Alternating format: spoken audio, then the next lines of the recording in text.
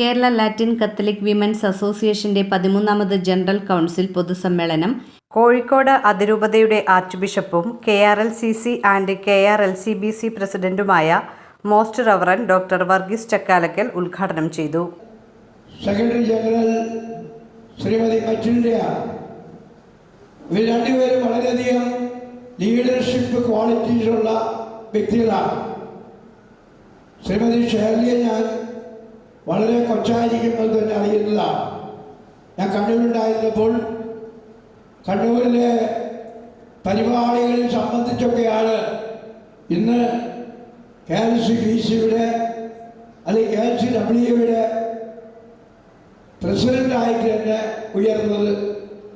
അപ്പോൾ ഈ പരിപാടികളൊക്കെ വളരെയധികം നന്നായിട്ട് ഓർഗനൈസ് ചെയ്ത ഷേർലിക്കും മറ്റുള്ളേക്കും ഇവരുടെ കൂടെയുള്ള മറ്റെല്ലാവർക്കും ഞാൻ പ്രത്യേകമായി അഭിനന്ദനങ്ങളും നന്ദിയും പറയാൻ ആഗ്രഹിക്കുകയാണ്.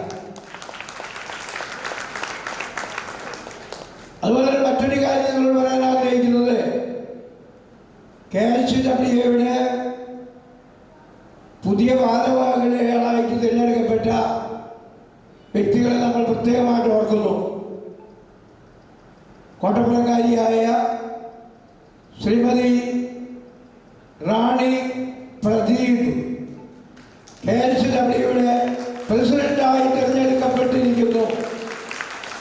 നിങ്ങളെല്ലാവരുടെയും പേരിൽ ശ്രീമതി റാണി പ്രദീപിനെ ഞാൻ അഭിനന്ദിക്കുകയും നന്ദി പറയുകയും ചെയ്യുകയാണ്. സ്ത്രീകൾ സഭയ്ക്കും സമുദായത്തിനും നന്മ ചെയ്യുന്നവരായി ഉയർന്നു വരണമെന്ന് ഉദ്ഘാടന പ്രസംഗത്തിൽ അദ്ദേഹം പറഞ്ഞു. കോട്ടപ്പുറം രൂപത മെത്രാൻ അംബ്രോസ് പുത്തൻവീട്ടിൽ ആമുഖ പ്രഭാഷണം നടത്തി. ഷെർലി സ്റ്റാൻലി അധ്യക്ഷത വഹിച്ചു. പ്രൊഫസർ മിലൻ ഫ്രാൻസ് മുഖ്യപ്രഭാഷണം നടത്തി. KRLCC general secretary father Jijo George Arakkathara, KRCC vice president Joseph Jude, KLCS സംസ്ഥാന president advocate Sherry Thomas, director father Paul, sister Niranjana, sister Steen, Matilda Michael, Rani Pradeep എന്നിവർ സംസാരിച്ചു.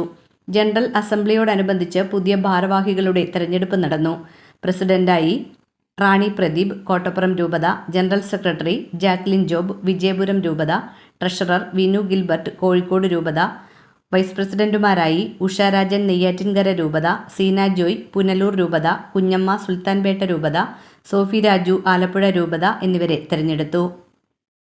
പശ്ചിമേഷ്യയിൽ നടക്കുന്ന യുദ്ധത്തെപ്പറ്റി യോഗം ഉത്കണ്ഠ രേഖപ്പെടുത്തി. ഇന്ത്യയിൽ വർദ്ധിച്ചുവരുന്ന വിലക്കയറ്റവും പാചകവാതക ക്ഷാമവും കുടുംബങ്ങളെ ബാധിക്കുമെന്ന കാര്യത്തിൽ തെല്ലും സംശയമില്ല എന്നും ലോകസമാധാനം സ്ഥാപിക്കുന്നതിനു വേണ്ടി ലോകരാഷ്ട്രങ്ങൾ മുന്നോട്ടു വരണമെന്നും പ്രതിനിധികൾ ഒന്നടങ്കം ആവശ്യപ്പെട്ട പ്രമേയം പാസാക്കി.